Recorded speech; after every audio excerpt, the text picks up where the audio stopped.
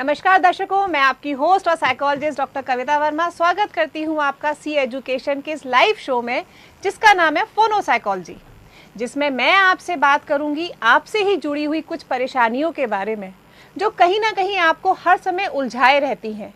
साथ ही दूर करूंगी पेरेंट्स की वो चिंताएं जो अपने बच्चे के कुछ अलग व्यवहार से परेशान और चिंता में रहते हैं। लेकिन सबसे पहले जान लेते हैं कि हमारे इस शो का उद्देश्य क्या है।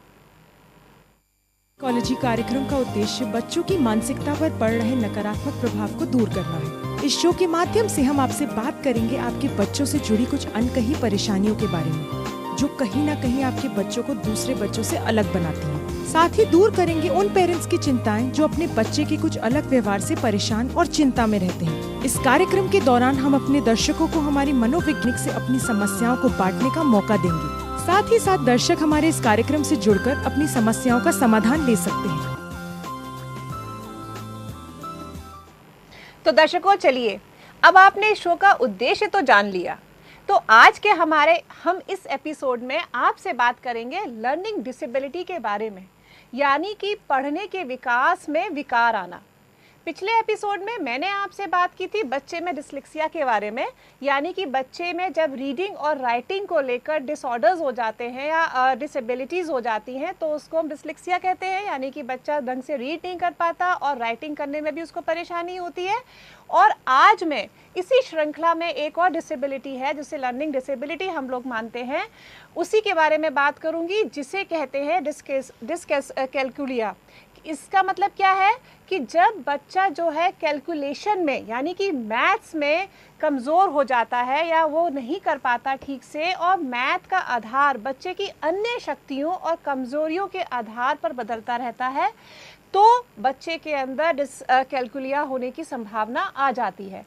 और जिन बच्चों में लैंग्वेज लर्निंग या विजुअलिटी या मेमोरी डिसेबिलिटी हो, यानी कि बच्चे को लर्न करने में दिक्कत आती है, मेमोराइज रखने में दिक्कत आती है, कुछ भी चीज़ें हैं, जैसे कि आप सब जानते हैं कि मैथ्स में टेबल्स का बहुत महत्व होता है, और टेबल्स किस पे बेस्ड है? कम्प्लीटली ऑन योर मेमोरी, यानी कि कितना आप लर्न कर सकते हो उसी हिसाब से टेबल्स आपको आती हैं।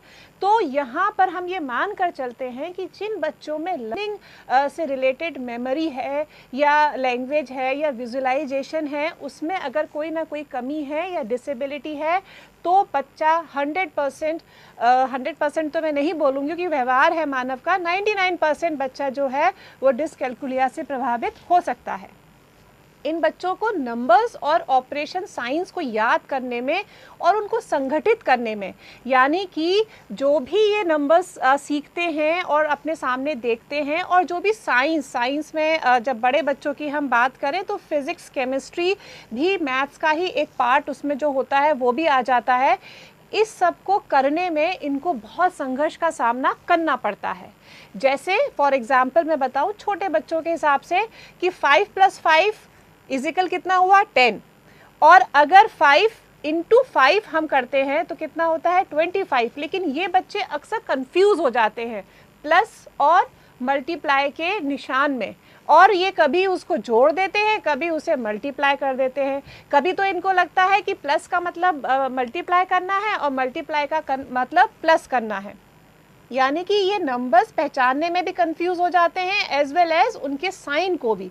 जैसे अक्सर हम ये पाते हैं कि ये बच्चे 2 यानी कि जो 2 नंबर है उसको एस की तरह बना देते हैं या 5 को एस की तरह बना देते हैं, और अक्सर 5 और 2 में कंफ्यूज रहते हैं, और इनको इस चीज़ को आपको बार बार बोलना पड़ता है, और आप कई बार इरिटेट भी हो जाते हैं और आप कहते हैं कि तुमको कितनी बार बताया है कि 2 ऐसे बनाओ या 5 ऐसे बनाओ, यानी कि एस जो है ये इनको कंफ्यूज करता है 2 से और 5 से। क्यों?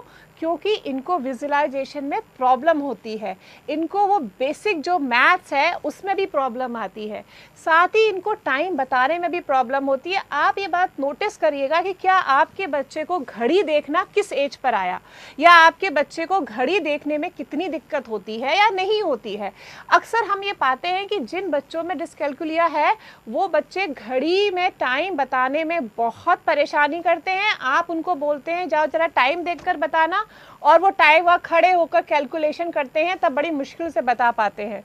तो ये याद रखिए कि अगर ऐसा बच्चा कर रहा है तो कहीं ना कहीं वो बच्चा डिस्कैल्कुलिया का शिकार हो रहा है। डिस्कैल्कुलिया ब्रेन पर बेस्ड होता है, यानी कि इसका जो हमारा जो ब्रेन है उसका ये फंक्शन है, मैथ्स का, लैंग्वेज का, हर आप दर्शकों इस बात को कभी अगर ब्रेन का आपको मौका मिले, आप किसी इंटरनेट से जाकर अच्छी जगह अपने अच्छे जो है पढ़ सकते हैं, आप अगर पाएंगे कि हमारे ब्रेन में हर सब्जेक्ट को पढ़ने और समझने की अलग अलग खाने बने हुए हैं, यानी कि अलग अलग डिपार्टमेंट्स हैं। तो ये भी जो है मैथ्स भी जो है वो ब्रेन बेस्ड होता है और ये बच्चों को मैथ्स के कंसेप्ट समझने में हेल्प करता है। और अगर उसमें कुछ कमी आ जाती है तो फिर ये दिक्कत देता है, यानी कि वो डिपार्टमेंट अगर कमज़ोर है तो पर्टिकुलरली उस सब्जेक्ट में बच्चे को प्रॉब्लम आ ही जाती है। आप अपने बच्चे की मैथ्स एबिलिटी को लेकर चिंता में रहते हैं।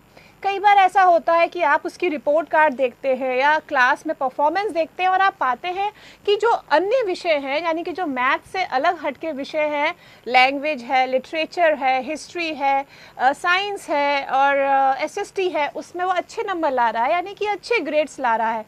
लेकिन मैथ्स में आप उससे पूछते हो तुम्हें मैथ्स में ही क्या हो जाता है, तुम इसी में नंबर क्यों नहीं ला पाते हो, तुम्हारा कैलकुलेशंस क्यों नहीं सही हैं, तुम्हें टेबल्स क्यों नहीं याद होते हैं। तो दर्शकों मैं आपको बता दूं कि ये बच्चे के अंदर एक प्रॉब्लम है। उसको अगर आप एज अ प्रॉब्लम लेंगे तो डेफिनेटली आप उसका समाधान भी करना चाहेंगे और आप कोशिश भी करेंगे कि अपने बच्चे को समझ पाएं, उसकी कमज़ोरी को दूर कर पाएं। तो लेकिन पेरेंट्स के पास, और मैं ये बात और भी मानती हूँ कि आप पेरेंट्स के पास वो पावर है जो अपने बच्चे के जीवन का निर्देशन दे सकता है, दिशा बदल सकता है, अगर उसमें कोई कमज़ोरी है तो उसको दूर कर सकता है और ऐसी ही आदत को भी बदल सकते हैं जो कि उसको गलत प्रॉब्लम, उसको जो गलत मैथ्स करने में हो रही है और इनफैक्ट उसको जो भी प्रॉब्लम्स हो रही हैं।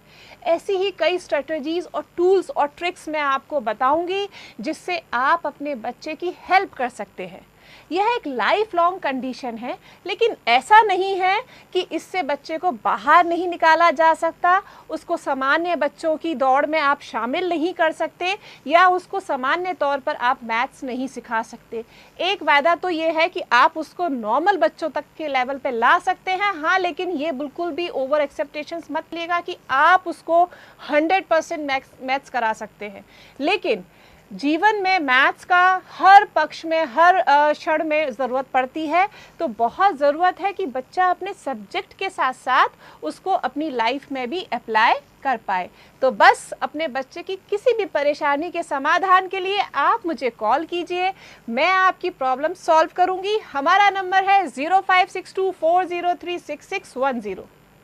तो जल्दी से मुझे कॉल लगाइए, मैं आपके फ़ोन कॉल का वेट कर रही हूँ। और चलिए अब जानते हैं कि डिस्कैल्कुलिया के लक्षण क्या होते हैं, यानी कि ऐसे कौन से सिम्टम्स हैं, ऐसी क्या बातें हैं बच्चों में जो आपको नोट करनी है और आपको ये पता लगाना है कि कहीं आपके बच्चे में मैथ से रिलेटेड परेशानी तो नहीं है, लर्निंग डिसेबिलिटी तो नहीं है। दर्शकों एक बात मैं आपको और बता दूं कि कुछ समय पहले तक हम लोग लर्निंग डिसेबिलिटी के बारे में सुनते भी नहीं थे, जानते भी नहीं थे, लेकिन आजकल के पेरेंट्स बहुत स्मार्ट हैं, बहुत अवेयर हैं। और मैं वाकई में जब भी मेरे पास क्लाइंट्स आते हैं और मैं उनके पेरेंट्स से बात करती हूँ तो आई फील वेरी हैप्पी कि एटलीस्ट हमारे आज के पेरेंट्स अपनी नॉलेज का सही इस्तेमाल करते हैं। वो अपने बच्चे के साथ शुरू से ही बहुत अवेयर रहते हैं और सिंसियरली काम भी करते हैं।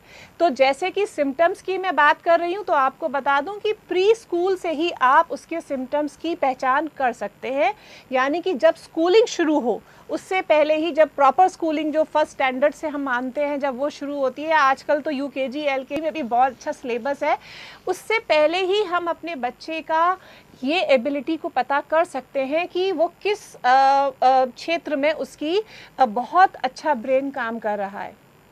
ये आपको देखना है कि बच्चे को शुरू से ही काउंटिंग करने में कोई प्रॉब्लम तो नहीं हो रही। आप सब जानते हैं कि आप उसको काउंटिंग लर्न करवाते हैं। तो अगर बच्चे को ट्रबल हो रहा है काउंट करने में, काउंटिंग को सीखने में और इनफैक्ट उनको लिखने में, तो आपको इस बात पर ध्यान देना चाहिए कि कहीं बच्चे को डिस्कैल्कुलिया तो नहीं होने वाला, या उसको ये है तो नहीं उसके ब्रेन में कुछ ऐसी कमी कि जिसकी वजह से उसका मैथ्स जो है वो वीक जाएगा। दूसरा जो सिम्टम्स आपको उसके अंदर पहचानना है कि रिकॉग्नाइजिंग नंबर सिंबल्स में तो वो प्रॉब्लम नहीं करता, यानी कि जो नंबर सिंबल जैसे मैंने आपको बताया कि प्लस है, माइनस है, डिवीज़न है, मल्टीप्लिकेशन है, ये हर इनके सिंबल्स हैं। और बाकी आगे बढ़कर बिगर और स्मॉलर वाला भी होता है, कई सारे हैं, इज इक्वल है। तो ऐसे जो भी रिलेटेड टू मैथ सिंबल्स हैं उनको वो सही उनका मीनिंग क्या है उसको तो वो एक्सप्लेन कर पाता है या नहीं। यानी कि अगर क्रॉस है तो उसका मतलब उसे मालूम है कि इसका मतलब डिवीज़न मल्टीप्लिकेशन है या नहीं। तो अगर ऐसा है या प्लस का निशान है, कहीं वो उसको मल्टीप्लाई तो नहीं करता बार बार, या उसको मल्टीप्लाई तो नहीं बोलता। आपको शुरू से ये ध्यान रखना है कि जिस समय आप उसको पढ़ा रहे हैं, उसका होमवर्क करा रहे हैं, क्लास में जो टीचर है आप उससे भी रिपोर्ट लें, आप उससे भी पूछें कि क्या मेरा बच्चा नंबर सिंबल्स को ध्यान से करता है या उसके अकॉर्डिंग एक्सप्लेन कर पाता है या नहीं। और जो भी दर्शकों, बात मैं आपको और चाहूँगी, एडवाइस है मेरी कि आप बच्चे के साथ सिर्फ दूसरे बच्चों का कंपटीशन ही ना करें स्कूल में, बल्कि टीचर से जब भी मिले तो ये ना पूछें कि उसके कितने नंबर है, मेरे बेटे के नंबर कम क्यों हैं, ये ना पूछें, बल्कि ये पूछें कि मैम या सर आप हमें ये बताएं कि मेरा बच्चा क्लास में पर्टिकुलर क्या क्या कमियां उसके सामने आती हैं, या आपको ऐसा क्या क्या आपने नोटिस किया कि मेरा बच्चा ये काम नहीं कर पाता। देखिए अभी बच्चे हमारे छोटे हैं, बड़े भी हो जाएं, यानी कि अगर 18 इयर्स या कोई भी उम्र, मैं ये मानती हूँ कि कोई भी उम्र किसी भी कमी को दूर करने के लिए कोई लिमिटेशन नहीं होती। हम जब चाहें तब हम अपने अंदर अपनी कमियों को दूर कर सकते हैं और अपने अंदर स्ट्रेंथ पैदा कर सकते हैं। तो आपको भी ये ध्यान देना है कि आप टीचर से ये ध्यान रखें कि आप उससे पूछना है आपको कि कहीं आपका बच्चा नंबर सिंबल्स को समझने में तो दिक्कत नहीं करता। तीसरा सिम्टम्स जो आपको अपने बच्चे के अंदर पहचानना है कि क्या जो भी नंबर्स है उसको वो रियल लाइफ में, रियल लाइफ की सिचुएशन में उसको अप्लाई कर पा रहा है। यानी कि फॉर एग्जांपल मैं आपको बताऊं, आपने बोला मुझे बताओ कि 3 कार्स कहाँ है। 3 कार्स यानी कि 3 कारें, आपने 3 जो नंबर है उसके सामने आया। अब उसको वो 3 नंबर जो है वो रियल लाइफ सिचुएशन में, यानी कि जो रियलिटी में जो कार खड़ी हुई हैं उनकी तरफ देखकर बताना है कि 3 कारें हैं भी या नहीं, या 3 कारें अगर खड़ी हैं तो कहाँ खड़ी हैं। और अगर बच्चा कंफ्यूज हो जाता है और बच्चा 3 कारें गिनकर भी नहीं बता पा रहा, जो सामने कार्स खड़ी हैं और आपको बड़ी आसानी से दिख रही है, या आप उसको बोल रहे हो अच्छा चलो यहाँ बालकनी में खड़े होकर के अच्छा मुझे गिनकर बताओ कि कितने ट्रक्स जाते हैं, कितने स्कूटर्स जाते हैं, कितनी कार्स जाती हैं, और बच्चा बिल्कुल भी इसमें सफल नहीं हो पा रहा, तो आपको इस बात को ध्यान रखना चाहिए कि बच्चे के अंदर डिस्कैल्कुलिया के लक्षण पैदा हो रहे हैं। और दूसरी चीज़, रियल लाइफ, जैसे कि आपने छोटा मोटा हिसाब करने भी अगर उसको भेजा, आपने उसको शॉप पर भेजा, जाओ तुम्हें 10 रुपए के टॉफ़ी लानी है, और आपने आके उससे पूछा कि बताओ एक टॉफ़ी कितने की थी, तुम्हें 10 रुपए की कितनी टॉफ़ी पड़ी, एक का क्या हिसाब किताब था। अगर बच्चा नहीं बता पा रहा है तो आप ये मान कर चलिए कि उसको नंबर्स के साथ प्रॉब्लम है और आपको उसकी हेल्प करनी है। फोर्थ, हम जो इसमें जो सिम्टम्स अपना देखते हैं, जो आपको देखना है अपने बच्चों के अंदर, कि बच्चों को नंबर्स याद करने में भी प्रॉब्लम होती है। यानी कि जो एक सिंपल मेथड है बच्चों को 1 2 3 4 5 यानी कि 100 तक, और पता नहीं कहाँ कहाँ तक बच्चों को नंबर्स याद होते हैं, 1000 तक अभी तक हमारे स्कूल्स में प्रक्रिया चल रही है कि 1000 तक बच्चों को नंबर्स याद कराए जाते हैं। अगर बच्चे अपने क्लास के और बच्चों के कंपैरिजन में वो नंबर्स नहीं याद कर पा रहे हैं, उनको प्रॉब्लम हो रही है, टेबल्स लर्न करने में प्रॉब्लम हो रही है, और कहीं पर साइन बोर्ड्स में नंबर देखने में प्रॉब्लम हो रही है, in fact telephone number, mobile number याद करने में भी दिक्कत आती है, घर का नंबर, कार का नंबर, स्कूटर का नंबर, ये सब नंबर भी वो याद नहीं रख पाते हैं। तो आपने देखा होगा कुछ बच्चे हैं वो बड़े छोटे से होते हैं और फटाफट टेलीफोन नंबर बता देते हैं, मोबाइल नंबर बता देते हैं, लेकिन अक्सर इन बच्चों को मोबाइल तक नंबर याद करने में दिक्कत आती है और वो याद भी नहीं कर पाते हैं। तो आपको दर्शकों ये सारे सिम्टम्स अपने बच्चे में देखने हैं। अगर आपसे कुछ मिस हो गया है तो आइए जानते हैं इसके बारे में विस्तार से। Symptoms of dyscalculia. Trouble in learning how to connect. बच्चों में डिस्कैल्कुलिया के लक्षण अलग उम्र में अलग तरीके से दिखाई पड़ते हैं। अगर बच्चे को गणना करने में दिक्कत का सामना करना पड़ता है या नंबरों को ठीक से याद करने में कोई परेशानी आती है तो हो सकता है आपके बच्चे को डिस्कैल्कुलिया हो। जब आपका बच्चा मैथ्स पढ़ने से भागने लगे, मैथ्स की प्रैक्टिस करने से आनाकानी करने लगे तो बच्चे को डिस्कैल्कुलिया हो सकता है। Trouble in recognising number symbols.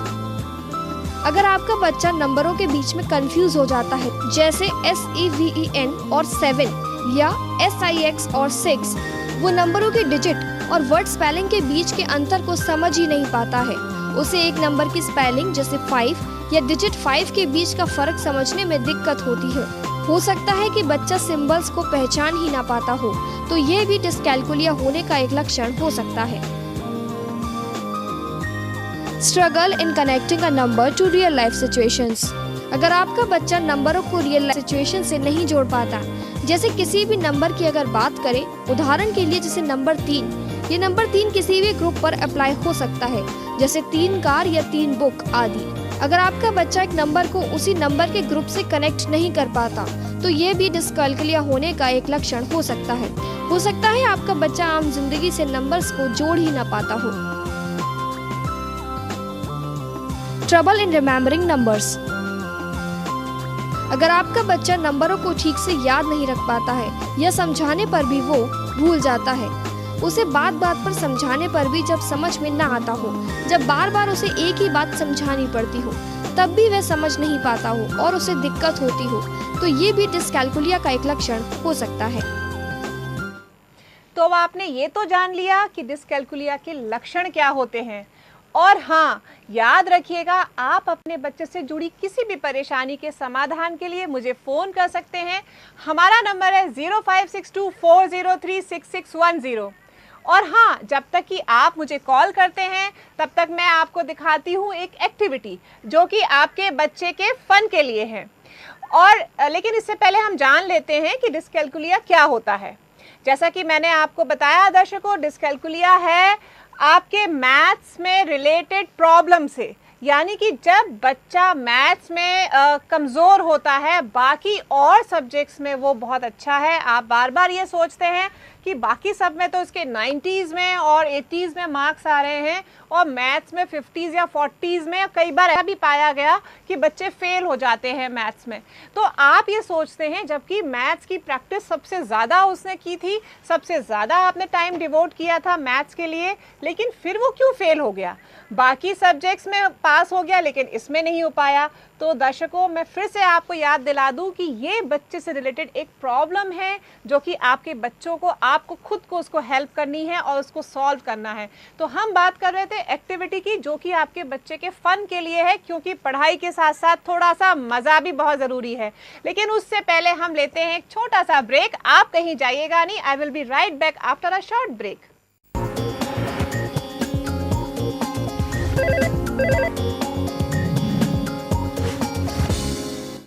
Break के बाद एक बार फिर से स्वागत है आप सभी का हमारे इस शो में जिसका नाम है फोनो साइकोलॉजी, और मैं हूं आपकी होस्ट और साइकोलॉजिस्ट डॉक्टर कविता वर्मा। तो आज के एपिसोड में हम बात कर रहे हैं डिस्कैल्कुलिया के बारे में। ब्रेक पर जाने से पहले मैंने आपके बच्चों को एक एक्टिविटी दिखाने का वादा किया था, तो आप कहीं भूल तो नहीं गए? चलिए एक बार फिर हम देख लेते हैं कि वो हमारी एक्टिविटी क्या है। बच्चों के लिए हमारी आज की एक्टिविटी है, before mount Everest was discovered, what was the highest mountain in the world. और हाँ, जवाब देने के लिए आप डायल कर सकते हैं 056240366110। तो चलिए आगे बढ़ते हैं और अब मैं आपको बताती हूँ कि डिस्कैल्कुलिया होता कैसे है, यानी कि इसके ऐसे कौन से रीज़न हैं जिसकी वजह से बच्चे के अंदर इसको डेवलप हो जाता है। तो तो सबसे पहला रीज़न जो कि मैं अक्सर अपने हर डिसऑर्डर में बताती हूँ, क्योंकि ये बहुत ही कॉमन रीज़न है, इसको हम कभी भी निगलेक्ट नहीं कर सकते। और सारे साइकोलॉजिस्ट और सारे रिसर्चर्स ये मानते हैं कि हर बच्चे के अपना जो भी उसका व्यक्तित्व का निर्माण हो रहा है, जो भी उसका ब्रेन है, जो भी उसकी फिजिकल अपीयरेंस है, इनफैक्ट जो भी उसकी मेंटल एबिलिटीज़ है, उस सब में जीन्स एंड हेरिडिटी बहुत काम करते हैं। यानी कि जो भी बच्चे को अपने माता पिता से और अपने दादा परदादा से जो भी मिला, वो सब उसके अंदर थोड़ी कम या थोड़ी ज़्यादा मात्रा में होता है। इससे संबंधित बहुत सारे रिसर्चेस हुए हैं और ये माना गया है कि हम ये मान कर चलें कि बच्चे में अपनी इंडिविजुअल यानी कि उसमें अपने परिवार से अलग हटकर बहुत कम ही क्षमताएं होती हैं, बहुत कम ही जीन्स पाए जाते हैं, मोस्टली सब कुछ ट्रांसमिट होता है। अब ये डेस्टिनी है और इसे कह लें कि किस में कितना आया, किसको कितना मिला, ये सब भाग्य पर निर्धारित होता है। कभी कभी बच्चे जो हैं बहुत ब्रेनी भी पैदा हो जाते हैं और कभी कभी थोड़े से डिसेबल। हम इसे कंटिन्यू करेंगे। हमारे बीच में एक कॉलर है, पहले हम कॉल ले लेते हैं। Hello hello hello hello hello. हाँ जी, आपको मेरी आवाज आ रही है? Yes ma'am. क्या माय नाम नेम है इज अर्पित आपका? गर्ग। अर्पित गर्ग। हाँ Yes. अर्पित बताएं। Ma'am I want to give the activity answer. You want to give activities answer? First of all, Arvit, you have to tell me आप किस स्टैंडर्ड में पढ़ते हैं, किस क्लास में पढ़ते हैं? Ma'am yes ma'am in 7th standard. You are in 7th standard or and which school? Ma'am in Holy Angels Public School. Holy Angels Public School. Very good. और आपका फेवरेट सब्जेक्ट क्या है अर्पित, पहले तो मुझे ये बताओ। मेरी पहली फेवरेट एक्टिविटी फेवरेट सब्जेक्ट, क्योंकि आज हम मैथ्स के बारे में बात कर रहे हैं, तो क्या आपको मैथ्स अच्छा लगता है करना? Ma'am yes. Very good. आपके कितने नंबर आ जाते हैं मैथ्स में? लाइक 90s और 80s के बीच में आ जाते हैं? हाँ मैम 85 तक के आ जाते हैं। Very good very good. और भी तुम बहुत कुछ कर सकते हो मैथ्स में अर्पित, मैथ्स बहुत अच्छा सब्जेक्ट है। तो पहले आप मुझे एक्टिविटी का आंसर बताओ और फिर देखना कि मैं कौन कौन सी ट्रिक्स बताऊंगी जिससे कि आपका मैथ्स और भी इम्प्रूव हो जाएगा। ठीक है? Okay ma'am. पहले आप मुझे बताएं क्या आंसर है हमारी एक्टिविटी का? Ma'am K2। K2। Yes. Okay अर्पित, मैंने आपका आंसर नोट कर लिया है और चूंकि अभी और भी लोगों के आंसर्स आने बाकी हैं, तो मैं लास्ट के अपने एपिसोड में लास्ट में इसका सही आंसर बताऊंगी। तब तक आप हमारा एपिसोड देखते रहें और देखें कि आप कैसे मैथ्स में बहुत अच्छा कर पाएंगे। Thank you for calling Arpit. Okay ma'am, thank you. तो ये थे अर्पित जिन्होंने कि हमारी एक्टिविटी में बढ़ चढ़कर हिस्सा लिया और फटाफट इन्होंने आंसर भी दिया। लेकिन इनका आंसर सही है या गलत ये भी हम कुछ देर बाद बताएंगे, ये सीक्रेट है, उसको वहीं मेंटेन रखते हैं। और हम बात कर रहे थे कि ऐसे कौन से रीजंस हैं जिसकी वजह से बच्चों में मैथ्स से रिलेटेड प्रॉब्लम्स भी हो सकती हैं। तो पहला मैंने आपको बताया जीन्स एंड हेरिडिटी, यानी कि जो बच्चा अपने पीढ़ी दर पीढ़ी उसके पास जो भी जीन्स हैं वो उसके अंदर ट्रांसमिट होते हैं। कई बार ऐसा होता है कि ये पाया गया है कि बच्चे के अंदर बहुत अच्छा मैथ्स का डेवलपमेंट्स हैं और कई बार बहुत ख़राब भी होते हैं। ये बात तो बिल्कुल सोले आना सच है कि पेरेंट्स का जिन सब्जेक्ट्स में एक्सीलेंसी होती है, आप ये मान कर चलें कि वो बच्चा उस सब्जेक्ट में अक्सर अच्छा होता है। आपने क्या कभी नोट किया है कि अपने डेली की लाइफ में कि अक्सर डॉक्टर्स के बच्चे डॉक्टर्स होते हैं? नोट किया है आपने? इंजीनियर्स के बच्चे इंजीनियर्स होते हैं, सफल बिजनेसमैन के बच्चे सफल बिजनेसमैन हो जाते हैं। क्यों? इसके पीछे जीन्स और हेरिडिटी काम करती है। अगर माता और पिता दोनों का मैथ्स अच्छा है तो आपको सिर्फ अपने बच्चे को थोड़ा सा गाइडेंस देने की ज़रूरत है, बच्चा मैथ्स में बिल्कुल 100% मार्क्स लाएगा। और अगर माता पिता दोनों ही आर्ट स्ट्रीम के हैं और साइंस के नहीं हैं या मैथ्स के नहीं हैं, तो मान कर चलिए कि आपको अपने बच्चे के साथ बहुत मेहनत करनी है और बच्चे को भी बहुत संघर्ष करना पड़ेगा, क्योंकि उसकी हेरिडिटी में नहीं है, उसकी जीन्स में मैथ्स नहीं है। तो हम अक्सर सब्जेक्ट्स को जीन्स और हेरिडिटी से जोड़ते हैं, ये फैक्ट है। लेकिन ये 100% श्योर भी नहीं है कि ऐसा ही होगा, क्योंकि एक्सेप्शनल्स आर देयर। तो कभी कभी जिन बच्चों के पेरेंट्स साइंस और मैथ्स के नहीं होते, उन बच्चों की भी साइंस और मैथ्स बहुत अच्छी होती है, लेकिन अगेन जो ये रेशियो है ये कुल 5% तक ही है। बहुत कम बच्चे ऐसे पाए गए हैं जो वाकई में थोड़े से अलग हटकर हैं और अलग सब्जेक्ट्स में भी एक्सीलेंस कर लेते हैं। चलिए दूसरा मैं रीज़न आपको बताती हूँ, ब्रेन डेवलपमेंट। हमारा जो ब्रेन है, जो मैंने आपको बताया कि जो भी लर्निंग डिसेबिलिटीज़ हैं they all are based on brain structure. यानी कि बच्चा जब पैदा होता है तो उसी समय उसके ब्रेन का जो डेवलपमेंट है वो ये तय कर देता है कि बच्चा किस सब्जेक्ट में अच्छा करेगा। अब ज़रूरत आपको है, पेरेंट्स को ज़रूरत है कि अब पेरेंट्स को अपने बच्चे की उस एबिलिटीज़ को समझना है और उसकी तरफ निखारना है। दर्शकों, एक बात हमारे हिंदुस्तान में जिसकी हम बिल्कुल प्रैक्टिस नहीं करते हैं, ये बहुत बड़ी कमी है कि हमारे यहाँ साइकोलॉजिकल टेस्ट को कुछ भी इम्पोर्टेंस नहीं दी जाती। इसी के एवज में अगर आप फॉरेन कंट्रीज़ में जाएं, यानी कि जितना भी वेस्टर्न कंट्रीज़ हैं उनमें बच्चे के बड़े होते होते, यानी कि बच्चा 2-3 साल का है, 4-5, हर एज का उनके लिए साइकोलॉजिकल टेस्ट है। वो किस लिए है? सिर्फ और सिर्फ बच्चे की एबिलिटीज़ को निखारने के लिए और पेरेंट्स की हेल्प करने के लिए। उससे सबसे बड़ा फ़ायदा ये होता है कि जैसे हमारे यहाँ है कि हम बच्चे को बिल्कुल गधे की तरह हाँकते रहते हैं, तुम ये भी कर लो, तुम ये भी कर लो, तुम वो भी कर लो। अब बच्चा तो बेचारा बहुत छोटा सा है, नाजुक है, उसकी अपनी एक दायरा है, एक लिमिट है, उसकी अपनी एक लिमिटेड कैपेसिटी है। अब आप उस कैपेसिटी से ज़्यादा उसको आप कोशिश करते हैं कि तुम ये भी करो, वो भी करो, तो उसमें क्या होता है कि बच्चे के अंदर जो एक्चुअल कैपेसिटी है, जो जिसमें वो वाकई में 100% दे सकता है, वो तो कहीं खो जाता है और बच्चा बेचारा सबका बोझ लाद लाद कर एक दिन दब जाता है, प्रेशराइज हो जाता है और आप ये सोचते हैं कि मेरे बच्चे ने तो कुछ किया ही नहीं। तो आपको ये चीज़ पर भी ध्यान देना चाहिए। अभी हमारे यहाँ बहुत डेवलपमेंट्स नहीं है, लेकिन अभी जैसे हम ही लोग स्कूल्स में साइकोलॉजिकल टेस्ट कंडक्ट कराते हैं। मैंने रिसेंटली एक कॉलेज में, बल्कि कॉलेज लेवल पे करवाया था, कि जिससे ये मालूम पड़े कि आपके अंदर कितना ज़्यादा सिंपल सा एक फंडा था, प्रोक्रास्टिनेशन, यानी कि हैबिट ऑफ डिलेइंग।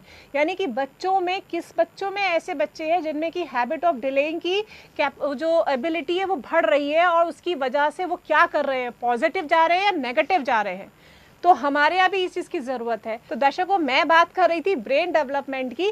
तो बच्चे का जो ब्रेन है वो किस अवस्था में डेवलप है, उसमें कितना बैलेंस है, कोई हमारा जो हिस्सा है वो कम या ज़्यादा, छोटा या बड़ा होता है, उसकी वजह से भी पर्टिकुलर सब्जेक्ट पे फ़र्क पड़ता है। और तीसरा इसमें रीज़न एक माना गया है कि प्रेगनेंसी पीरियड जो होता है, जो हमारी पुराने घर के बड़े बुजुर्ग लोग कहते थे कि माँ को बहुत ज़रूरी है कि माँ जिस समय प्रेग्नेंट है उस समय अपना ध्यान रखे, अपने मन, विचार और अपने काम जो भी वो करती है उस सब से रिलेटेड रहे और बहुत ध्यान दे इस वाली बात का कि उसका खान पीन कैसा है। अभी तक ये भी रिसर्च जो है वो बाहरी देशों में हुए हैं, लेकिन हमारे यहाँ भी इसका असर पाया गया है कि अगर प्रेगनेंसी के दौरान लेडीज़ अल्कोहल ले लेती हैं या नशे से रिलेटेड कोई भी दवा ऐसी खा लेती हैं या ज़्यादा दवाइयाँ खाती हैं या उनका कुछ खान पीन में कुछ भी गड़बड़ी होती है या उनकी मनोदशा में फ़र्क आ जाता है, यानी कि वो विक्षिप्त भी हो जाती हैं कई बार, तो अगर ऐसी कोई भी स्थिति है तो मानकर चलिए कि बच्चे के ब्रेन पर असर पड़ेगा। और जो बच्चा जब बाहर आएगा दुनिया में तो और धीरे जब वो डेवलप होगा तो उसके असर जो है वो सब दिखाई देते हैं। तो बहुत ज़रूरी है कि जब बच्चे की जब नींव है, जब बच्चे की जो जड़ है वहीं से उसको स्ट्रॉन्ग बनाया जाए। At the time of pregnancy mothers को बहुत ज़रूरत है कि वो अपने खान पीन का बहुत अच्छे से ध्यान रखें। कोई भी ऐसी जो बच्चे के ब्रेन को इफ़ेक्ट कर सकती हैं, अल्कोहल है, स्मोकिंग है और ऐसी दवाइयाँ हैं या कुछ भी ऐसी बातें हैं जो कि उसको परेशान करें, बिल्कुल ना करें। और चौथा इसमें हम रीज़न मानते हैं ब्रेन इंजरी। कई बार ऐसा होता है कि बच्चा बिल्कुल सही पैदा हुआ है लेकिन बदकिस्मती से बच्चे के साथ कोई इंजरी हो गई, कोई दुर्घटना घट गई, तो उसमें बच्चे के ब्रेन पे असर आ जाता है और बच्चा अच्छा खासा पढ़ाई में होते हुए भी बच्चा बिल्कुल उससे विक्षिप्त हो जाता है, बिल्कुल हट जाता है। दर्शकों, मेरे पास एक ऐसा भी एग्जाम्पल है कि जिस बच्चे ने, मैं थोड़ा सा बड़े बच्चे की बात कर रही हूँ, कि उसने 12th में टॉप करने के बाद और उसका एक सिंपल सा एक्सीडेंट हुआ और उसके बाद वो बच्चा अब ऐसा हो गया है कि वो बच्चा किसी से बात भी नहीं करता है और उसकी पढ़ाई लिखाई, जो पेरेंट्स उस पर गर्व करते थे, आज वो पेरेंट्स परेशान हैं कि हम ऐसा क्या करें कि कम से कम ये एक सामान्य नंबर लाए, सामान्य ज़िंदगी जी पाए। तो ये बहुत ज़रूरी है कि हमें अपने बच्चों की इंजरीज़ का भी ध्यान रखना है। जब बच्चे खेलने जाते हैं पार्क में, या जब बच्चे यहाँ आपके छोटे से बच्चे घर पर हैं, तो हम अक्सर कहते हैं कि कहीं भी चोट लगे लेकिन दिमाग पे ना लगे। तो उसका भी कहने का पर्पस यही है कि ब्रेन इंजरी जो है वो बच्चों को बहुत प्रॉब्लम्स में ला सकती है। और हाँ, भूलिएगा मत, आप हमें फ़ोन करके अपनी परेशानी का हल जान सकते हैं। आइए एक बार फिर से देख लेते हैं कि डिस्कैल्कुलिया के कौन से कारण होते हैं। चलिए। Causes of dyscalculia, genes and heredity. आपके बच्चे में डिस्कैल्कुलिया होने का कारण हो सकता है कि ये जीन्स एंड हेरिडिटी से हो। बच्चे को ये समस्या उसके माता पिता से विरासत में भी मिल सकती है। हो सकता है माता पिता को भी गणित नंबर्स की गणना करने में संघर्ष का सामना करना पड़ता हो या नंबर्स को पहचानने में दिक्कत होती हो। इसी कारण से उसमें डिस्कैल्कुलिया हो सकता है। देखा जाता है कि बच्चे को बचपन से ही गणित या नंबर्स को पढ़ने के लिए दिक्कत होती है, तो ये जीन्स के कारण हो सकता है। Development of brain. आपके बच्चे में डिस्कैल्कुलिया होने का एक कारण हो सकता है ब्रेन डेवलपमेंट। रिसर्च स्टडीज में यह पाया गया है कि दिमाग के वो हिस्से जो सीखने और मेमोरी से संबंधित हैं, उन हिस्सों के बीच मोटाई और मात्रा में अंतर पाया जाता है। जब किसी बच्चे के दिमाग के हिस्सों में ये अंतर पाया जाता है, तो ये डिस्कैल्कुलिया होने का एक कारण हो सकता है। इसी वजह से बच्चे को मैथ्स या यूं कहें कि नंबर्स को पढ़ने या सीखने में परेशानी होती है। Pregnancy period. गर्भावस्था के दौरान मां के द्वारा शराब का सेवन करने से बच्चे के डेवलपमेंट में परेशानी हो जाती है। प्रीमेच्योर डिलीवरी के कारण भी बच्चों पर कुछ असर पड़ता है, या जब बच्चे का वेट कम हो तब भी बच्चा अनडेवलप्ड चाइल्ड होता है, जिससे उसे याद करने में दिक्कत होती है। ये सब भी डिस्कैल्कुलिया होने का एक कारण हो सकता है। Brain injury. स्टडीज के अनुसार बच्चे के दिमाग का वो हिस्सा जो मेमोरी से संबंधित है, अगर वो घायल हो जाता है या बच्चे को वहाँ पर चोट लग जाती है, तो ये भी डिस्कैल्कुलिया होने का एक कारण हो सकता है। जब बच्चा बचपन में गिर गया हो, जिस कारण उसके सर में चोट लग गई हो, इस वजह से भी बच्चे को लर्निंग डिसेबिलिटी हो जाती है, जिससे उसे मैथ्स करने में भी प्रॉब्लम होती है। और हाँ, भूलिएगा नहीं, आप हमें फ़ोन कर जान सकते हैं कि आपके बच्चे को डिस्कैल्कुलिया है या नहीं, और मुझे फ़ोन कर सकते हैं। और आइए एक बार फिर से देखते हैं हमारी एक्टिविटी जो आपके बच्चों के फ़न के लिए थी, जिससे कि वो थोड़ा सा रिफ़्रेश हो जाए। देखते हैं वो हमारी एक्टिविटी क्या है। बच्चों के लिए हमारी आज की एक्टिविटी है, before mount Everest was discovered, what was the highest mountain in the world. आप मुझे फ़ोन कर सकते हैं। ब्रेक के बाद एक बार फिर से स्वागत है आप सभी का हमारे इस शो में, जिसका नाम है फोनो साइकोलॉजी, और मैं हूं आपकी होस्ट और साइकोलॉजिस्ट डॉक्टर कविता वर्मा। और आज के एपिसोड में हम बात कर रहे हैं आपके बच्चे में डिस्कैल्कुलिया की। ब्रेक पर जाने से पहले मैंने आपके बच्चों के दिखाई दी एक एक्टिविटी जो आपके बच्चों को मूड को रिफ्रेश करने के लिए थी। आइए एक बार फिर से देख लेते हैं कि हमारी वो एक्टिविटी क्या थी। बच्चों के लिए हमारी आज की एक्टिविटी है, before mount Everest was discovered, what was the highest mountain in the world. तो चलिए आगे बढ़ते हैं। आपको बिल्कुल घबराने की जरूरत नहीं है। जिन भी पेरेंट्स के बच्चों को डिस्कैल्कुलिया है, अब मैं आपको बताती हूँ कि आप अपने बच्चों के व्यवहार में कैसे बदलाव ला सकते हैं, यानी कि ऐसे कौन से उपाय हैं, ऐसी कौन सी ट्रिक्स हैं जो आप अप्लाई कर सकते हैं अपने बच्चों के साथ, और जिससे कि उनका मैथ्स इम्प्रूव हो जाए और उनकी मैथ्स रिलेटेड प्रॉब्लम्स जो है थोड़ी सी कम हो जाएं। सबसे पहले मैं आपको बोलूँगी, connect maths to real life, यानी कि बच्चे का जो भी मैथ्स वो पढ़ रहा है, जिस भी स्टैंडर्ड में है, from the very beginning, from the LKG to जिस भी क्लास में वो है, उससे रिलेटेड मैथ्स को आप उसकी रियल लाइफ में कनेक्ट करें। यानी आप उसको जब भी बाहर ले जाएं, वो खेलने जा रहा है या आपके साथ ड्राइव पर जा रहा है या आप किसी पार्टी में हैं, इनफैक्ट आप कहीं पर भी हैं, आप देखिए, आप थोड़ा सा अपना दिमाग यूज़ करिए और थोड़ा सा उसका दिमाग को चलवाइए और आप उसको कोशिश करें कि वो रियल लाइफ में उसे कनेक्ट करे। छोटा बच्चा है तो आप जा रहे हैं कार में बैठकर, आप उसको बोलो, अच्छा बेटा मुझे बताना तुम रास्ते में कितने रेड लाइट्स पड़ेंगी। या आप जा रहे हैं और आप उसको आप प्लेइंग ग्राउंड में हैं और आप उसको बोलें कि अच्छा मुझे यहाँ पर गिन के बताओ कितने पिलर्स हैं, कितने रेड कलर के हैं, कितने ग्रीन कलर के हैं। तो इससे क्या होगा कि बच्चे का जो माइंड है, जो वो डिपार्टमेंट है मैथ्स वाला, जो मैंने आपसे कहा था कि हर हमारे ब्रेन में हर डिपार्टमेंट्स अलग अलग है, तो वो जो डिपार्टमेंट है उसका मैथ्स वाला वो थोड़ा सा एक्टिवेट होना शुरू हो जाएगा। और बहुत सिंपल सी बात है कि प्रैक्टिस मेक्स मैन परफेक्ट। तो जितनी ज़्यादा बच्चा प्रैक्टिस करेगा उस मैथ्स की, उस डिपार्टमेंट में जितना ज़्यादा एक्टिविटीज़ होंगी, वो डिपार्टमेंट अपने आप धीरे धीरे धीरे धीरे इनएक्टिव मोड से एक्टिव मोड में आ जाएगा। यानी कि बच्चे की जो मेंटल मैथ्स, जैसे हम कहते हैं मेंटल मैथ्स, जब काम करना शुरू करेगी तो डेफिनेटली उसके परफॉर्मेंस में भी फ़र्क पड़ेगा। दर्शकों, आप सब जानते हैं कि मेंटल मैथ्स भी हमारे स्कूल्स में चलाई जाती है, लेकिन पेरेंट्स उसमें बहुत इंटरेस्ट नहीं लेते और कई बार ये भी होता है कि हम खुद उसमें इंटरेस्ट नहीं लेते, लेकिन बहुत ज़रूरत है बच्चे को मेंटल मैथ्स भी कराने की। दूसरा मैं आपको एडवाइस करूंगी कि यूजिंग विजुअल एड्स, यानी कि भी आप बच्चे को मैथ्स कराएं तो विजुअल एड्स के साथ कराएं।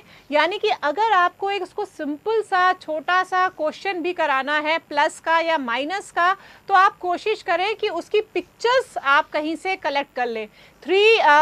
मान लीजिए 3 ट्री माइनस फ्रॉम 2, तो अगर दोनों की आपके ट्रीज होंगे तो आप बच्चे को बाकायदा करके काट कर दिखा सकते हैं कि अगर ये इतने रह गए तो इसका मतलब इतना। यानी कि विजुअलाइजेशन से बच्चे को बहुत आसानी से मैथ समझ में आनी शुरू हो जाएगी। और तीसरा मैं बोलूँगी कि व्हेन आप जब भी उसको कोई भी प्रॉब्लम सॉल्व कराते हैं, जब भी कोई आप नया सम उसे करा रहे हैं, कोई नया कंसेप्ट बता रहे हैं मैथ्स में, तो कोशिश करिए कि पहले पुराना वाला जो है उसका रिवीजन कराएं। यानी कि new knowledge should be connected from the old knowledge, वो बहुत ज़रूरी है। इससे बच्चा कनेक्ट करता है सारे कंसेप्ट को और आसानी से उसको वो पूरा मेमोराइज भी करने की कोशिश कर लेता है। और बहुत ज़रूरी है कि आपको सुपरवाइजिंग, जब भी बच्चा प्रॉब्लम सॉल्व कर रहा है तो आप उस प्रोसेस को पूरा सुपरवाइज करें और उसको देखें कि कैसे बच्चा उसे कर रहा है, उसे कहाँ प्रॉब्लम आ रही है, उसी प्रॉब्लम को आपको फोकस करना है। और जो भी आप उसको पाठ पढ़ा रहे हैं, जो भी आप उसको कंसेप्ट करा रहे हैं, जो भी आप उसको यूनिट करा रहे हैं, एक्सरसाइज करा रहे हैं, उसको थोड़े छोटे पार्ट्स में आप उसको ब्रेक कर दें। यानी कि उसको एकदम से पूरे के पूरे 10 सम्स करने को ना दें। पहले 2, जब वो पूरे सही हो जाए, अगर जो भी उसमें गलती है उसको वापस रिपीट कराएं, इसके बाद उसको नए सम्स दें। यानी कि जब तक उस पहले सम्स में पूरी की पूरी तरह उसमें मास्टरी ना आ जाए, तब तक आप नए सम्स कभी ना लें। और सबसे बड़ी बात दर्शकों, अपने बच्चे का मोटिवेशन बनाए रखें, अपने बच्चे को बिल्कुल मोटिवेट करें कि यू कैन डू, आप कर सकते हैं। और आइए देखते हैं हमारे इसी सारे एडवाइसेस को विस्तार पूर्वक। Advices of dyscalculia. Connect maths to real life. आप अपने बच्चे को डिस्कैल्कुलिया से दूर रखना चाहते हैं तो इसके लिए माता पिता कोशिश करें कि वो अपने बच्चे का गणित पर ध्यान दें। अपने बच्चे को समय दें और उसके साथ नंबरों को पहचानने में और उनकी गणना करने में उसकी मदद करें। साथ ही उसके डेली रूटीन में मैथ्स की एक्टिविटीज करवाएं, जिससे उसे डर लगना या मैथ्स से परेशानी होना बंद हो जाए। Using visual aids when solving problems. जब भी आप अपने बच्चे को गणित पढ़ाएं तो कोशिश करें कि उसमें ज्यादा से ज्यादा चित्रों, ग्राफों और चार्टों का इस्तेमाल हो, ताकि बच्चे को नंबरों में और गणना करने में कोई दिक्कत का सामना न करना पड़े। इससे गणित में उनकी रुचि बढ़ेगी और डर भी निकलेगा, जिससे डिस्कैल्कुलिया होने का खतरा भी कम होगा। डिस्कैल्कुलिया कोई बीमारी नहीं है। आप डेली रूटीन में अपने बच्चे को मैथ्स करने में मदद करें, जिससे उसकी लर्निंग डिसेबिलिटी दूर हो। Revision of old concept. Dyscalculia को दूर करने का एक और तरीका है कि आप अपने बच्चे को गणित के पुराने कॉन्सेप्टों का रिवीजन करवाएं। जब आपके बच्चे को पुराने कॉन्सेप्ट ठीक से रिवाइज होंगे, तब गणित के कुछ नए कॉन्सेप्ट सीखने में बच्चा रुचि दिखाएगा और उसे डर भी कम लगेगा, जिससे बच्चे को गणित के सवाल करने में कोई परेशानी नहीं होगी। साथ ही उसकी मैथ्स में होने वाली परेशानी भी दूर हो जाएगी। Supervision and problem solving process. माता पिता अपने बच्चे के काम को सुपरवाइज करते रहें, देखते रहें कि वो काम कैसे कर रहा है। याद रखें, हर समस्या का समाधान होता है, बस कोशिश करें कि अपने बच्चे को इस समस्या से कैसे दूर रखा जा सकता है। आप अपने बच्चे की परेशानियों को दूर करें, देखें और समझें कि बच्चे को पढ़ने या लिखने में कहाँ परेशानी हो रही है, तब उसे दूर करने का प्रयास करें। Breaking new lessons into smaller parts. गणित को अच्छे से समझने के लिए जरूरी है कि बच्चे को एक लेसन छोटे छोटे पार्ट्स में बांटकर पढ़ाया जाए, ताकि उसे चीजें ठीक से समझ में आए और उनका कॉन्सेप्ट भी क्लियर होता रहे।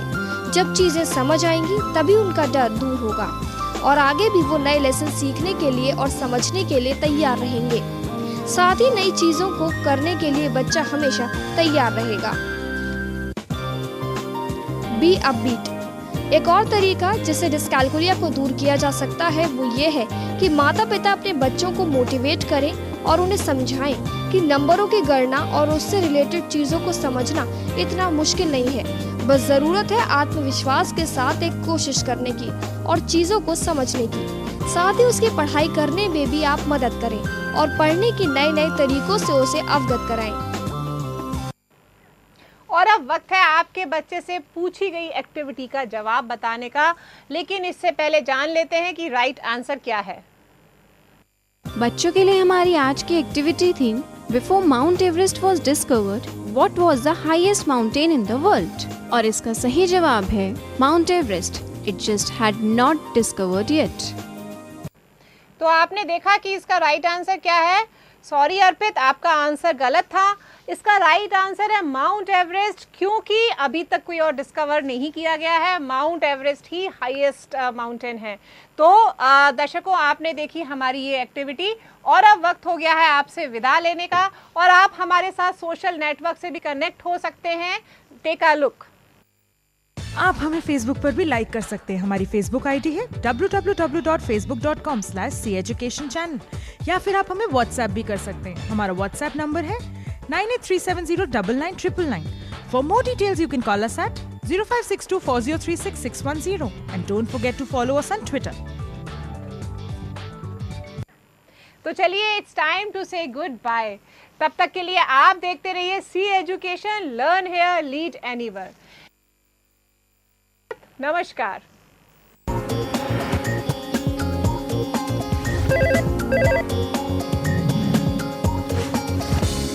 जब तक आप मुझे कॉल करते हैं, मैं लेती हूं एक ब्रेक। आप कहीं जाइएगा नहीं, we will be right back after a short break.